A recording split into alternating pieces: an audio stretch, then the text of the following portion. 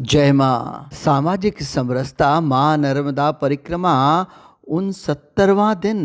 हम मोहतरा से सुबह 5:20 पर निकले। प्रतिदिन की भांति माँ का कीर्तन, आभार और सीताराम करते हुए हम चले जा रहे थे। हम जब ग्राम गाडासराई पहुंचे तो हमें चलते हुए करीब 1.5 घंटे के आसपास हो गया था। विश्राम की इच्छा थी, सो जगह जगह देखते जा रहे थे। क्योंकि 50 लोग हैं तो सबके बैठने की व्यवस्था हो ऐसा स्थान भी देखना पड़ता है। 2-3 जगह देखी लेकिन मन नहीं माना और आखिर हम एक जगह जाकर बैठ गए। हम बैठे और कुछ ही मिनट बाद एक सज्जन श्री परशुराम साहू जी, जिन्होंने बाहर आकर स्वेटर पहनी, शायद उन्हें उठाया गया था उनकी श्रीमती श्री संतोष साहू जी ने, और चाय का आग्रह। पहले तो मना किया 3 बार, लेकिन जब चौथी बार भी उन्होंने कहा कि नहीं, बाई की इच्छा है कि चाय हो जाए, तो हमने कहा ये बाई की नहीं, मैया की इच्छा है। तो वहाँ से चाय की भिक्षा ली।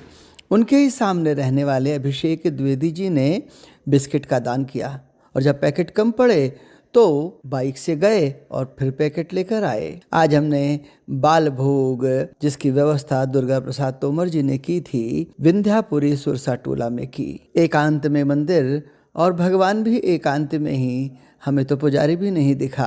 बाल भोग लेकर हम फिर परिक्रमा पर आगे निकल गए। ग्राम मानिकपुर के ग्रामवासियों ने सभी परिक्रमा वासियों से भोजन का आग्रह किया। इस गांव में सेवा युवावस्था में दिखी, क्योंकि कम से कम 5 से 6 घरों से हमें भोजन का आग्रह हुआ, जबकि हम 50 लोगों ने दिख रहे थे। उनमें खिलावन सिंह जी, भोला सिंह जी इत्यादि ने हमसे भोजन का आग्रह किया। ग्राम चांदरानी में संतोष कुमार राठौर जी ने भोजन का आग्रह किया, लेकिन चूंकि हमारा भोजन आगे था और बना हुआ था, इसलिए हम नर्मदे हर कर आगे बढ़ गए। भोजन की व्यवस्था हेतु अश्विन पगारी जी को साधुवाद है। श्री गेंदालाल जी, कच्चा मकान, अकेले रह रहे हैं, बच्चा बाहर, बड़े खुश प्रसन्न, सुबह से लीप पोत कर घर रखा था।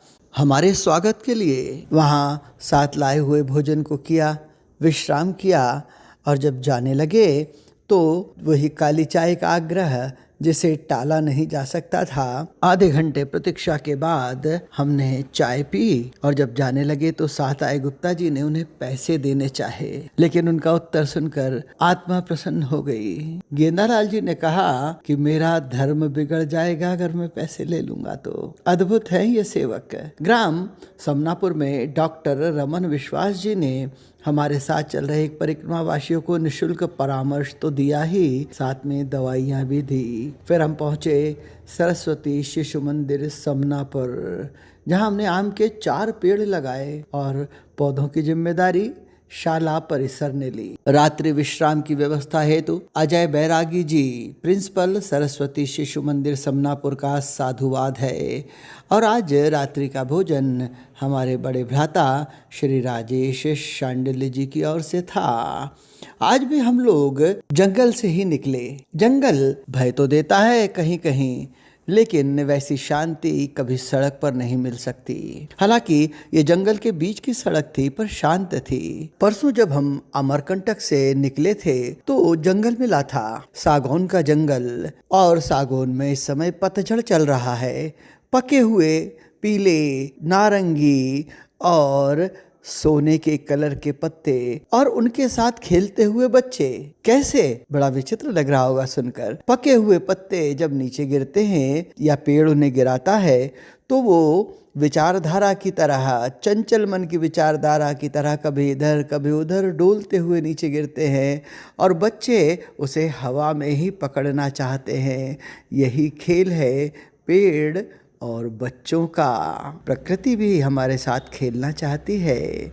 शायद परिक्रमा हमें प्रकृति के और निकट ले जाती है। विचार करिएगा। जय माँ।